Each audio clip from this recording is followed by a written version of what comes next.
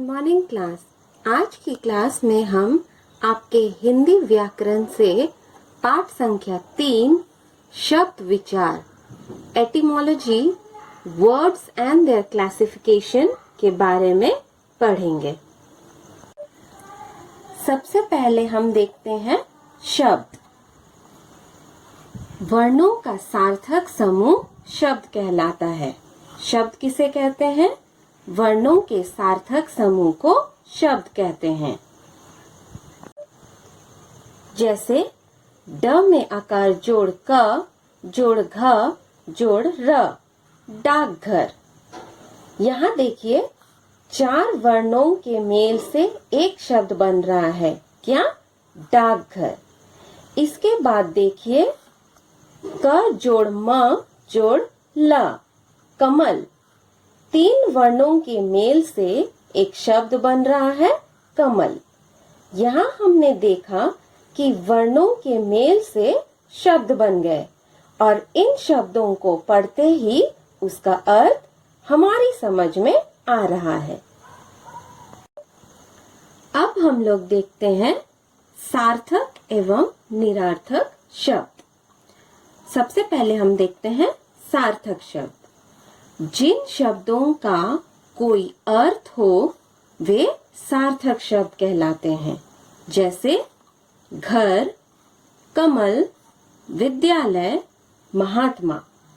यहाँ हम देख रहे हैं कि इन शब्दों को पढ़ते ही इनका अर्थ हमारी समझ में आ रहा है, इसलिए ये सार्थक शब्द हैं। अब हम लोग देखते हैं निरर्थक शब्द। जिन शब्दों का कोई अर्थ ना निकलता हो वे निरर्थक शब्द कहलाते हैं। जैसे खचाखच, चू चू। अगर हम लोग भीड़ भड़ाके में हैं तो आप लोग ने सुना होगा खचाखच।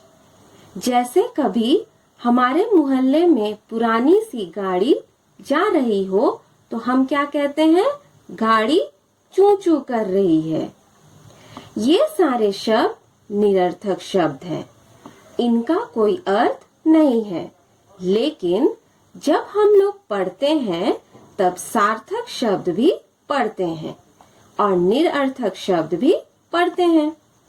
निरर्थक शब्दों का जब सार्थक शब्दों के साथ प्रयोग किया जाता है तो वह अपना अर्थ देता है। अगर आप उसको अकेले लिखेंगे तो उसका कोई अर्थ नहीं होता है, और यदि हम लोग उसको किसी के साथ लिखते हैं तो उसका अर्थ निकलता है। जैसे काम वाम, चाय वाय, खाना वाना इत्यादि। तो यहाँ हम क्या देख रहे हैं कि जब निरर्थक शब्दों के साथ सार्थक शब्दों को जोड़ा जाता है तो वो अपना अर्थ देता है, अन्यथा निरर्थक शब्दों का कोई अर्थ नहीं होता है। अब हम लोग देखते हैं शब्दांश। आपको कुछ ऐसे शब्दों के बारे में बताएं जिनका अपना कुछ अर्थ नहीं होता, लेकिन जब वे किसी दूसरे शब्द के साथ मिल जाते हैं तब उनके मेल से नए सार्थक शब्द बन जाते हैं। इन्हें शब्दांश कहा जाता है। जैसे सु जोड़ पुत्र, सुपुत्र। उप जोड़ चार, उपचार। सुंदर जोड़ ता, सुंदरता। सु और उप पुत्र और 4 शब्दों के पहले जुड़े हैं, जबकि त सुंदर शब्द के अंत में जुड़ा है। इन्हें हम उपसर्ग और प्रत्यय के नाम से जानते हैं। उपसर्ग और प्रत्यय के बारे में हम आगे के पाठों में विस्तार से जानेंगे। अब हम लोग शब्दों का वर्गीकरण देखते हैं। शब्दों का वर्गीकरण कई आधारों पर किया जाता है। पहला प्रयोग के आधार पर, दूसरा उत्पत्ति या स्रोत के आधार पर, तीसरा रचना अथवा बनावट के आधार पर, चौथा अर्थ के आधार पर। प्रयोग के आधार पर है विकारी और अविकारी शब्द, उत्पत्ति या स्रोत के आधार पर है तत्सम, तद्भव, देशज और विदेशज शब्द, रचना अथवा बनावट के आधार पर है रूढ़ी, यौगिक और योग रूढ़ शब्द, अर्थ के आधार पर है समानार्थी, विलोम, एकार्थी और अनेकार्थी शब्द। इस पाठ में हम लोग प्रयोग के आधार पर यानी कि विकारी और अविकारी शब्द के बारे में पढ़ेंगे। विकारी शब्द जिन शब्दों में लिंग, वचन, काल और कारक के कारण विकार या परिवर्तन संभव हो या जिनका एक वचन से बहुवचन बनाया जा सके, विकारी शब्द कहलाते हैं। जैसे लड़का, लड़की, नदी, बच्चा, किताब आदि। इन सब का लिंग, वचन, काल बदला जा सकता है। प्रयोग के आधार पर शब्दों के भेद। विकारी शब्द, अविकारी शब्द। विकारी शब्द 4 प्रकार के होते हैं: संज्ञा, सर्वनाम, विशेषण और क्रिया। इनके बारे में विस्तार से हम आगे के पाठों में जानेंगे। अविकारी शब्द 4 प्रकार के होते हैं: क्रिया विशेषण, संबंध बोधक, समुच्चय बोधक, विस्मयादि बोधक। इनके बारे में विस्तार से हम अभी जानेंगे। अब हम लोग देखते हैं अविकारी शब्द। जिन शब्दों के रूप, लिंग, वचन, काल और कारक के अनुसार नहीं बदलते हैं, अर्थात जिनका रूप सदैव एक जैसा रहता है, उन्हें अविकारी शब्द कहा जाता है। जैसे यहाँ, कहाँ, शीघ्र आदि। अविकारी शब्दों को अव्यय भी कहा जाता है। अविकारी शब्द 4 प्रकार के होते हैं: क्रिया विशेषण, संबंध बोधक, समुच्चय बोधक और विस्मयादि बोधक। सबसे पहले हम क्रिया विशेषण के बारे में जानेंगे। क्रिया विशेषण जो शब्द क्रिया की विशेषता बताए उसे क्रिया विशेषण कहा जाता है।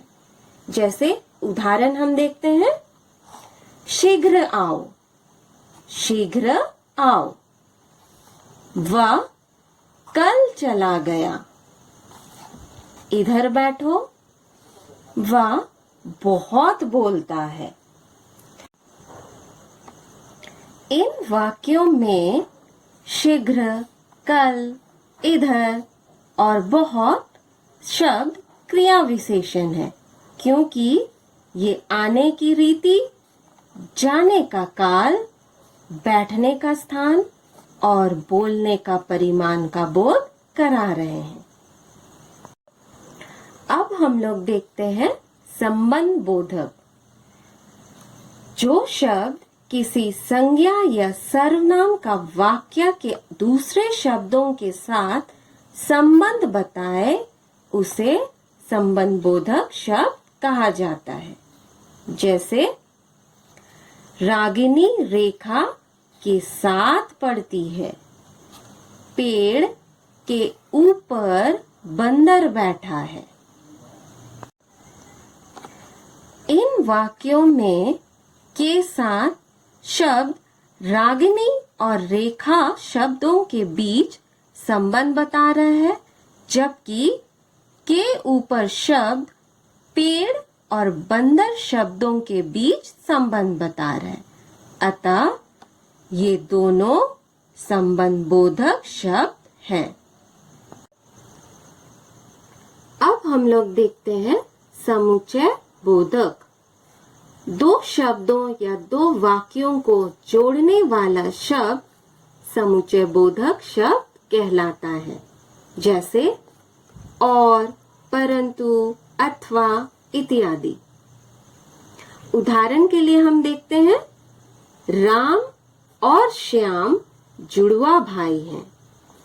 चोर भागा लेकिन पकड़ा गया।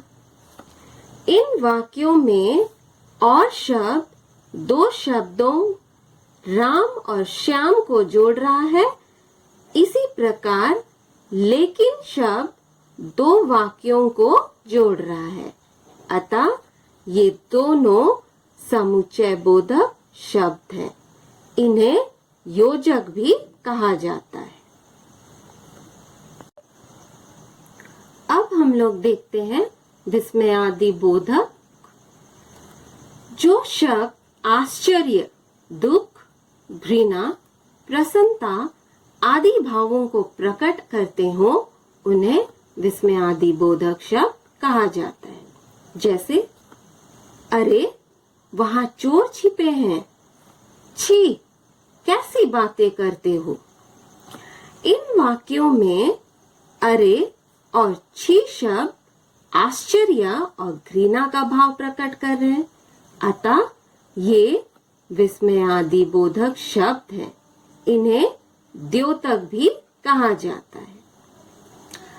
अविकारी शब्दों के कुछ उदाहरण यहाँ आपके पुस्तक पृष्ठ संख्या 19 में दिए गए हैं। क्रिया विशेषण के कुछ उदाहरण, संबंध बोधक के उदाहरण, समुच्चय बोधक के उदाहरण एवं विस्मयादि बोधक के उदाहरण। आप लोग इन्हें अच्छी तरह से देख लीजिएगा। Thank you.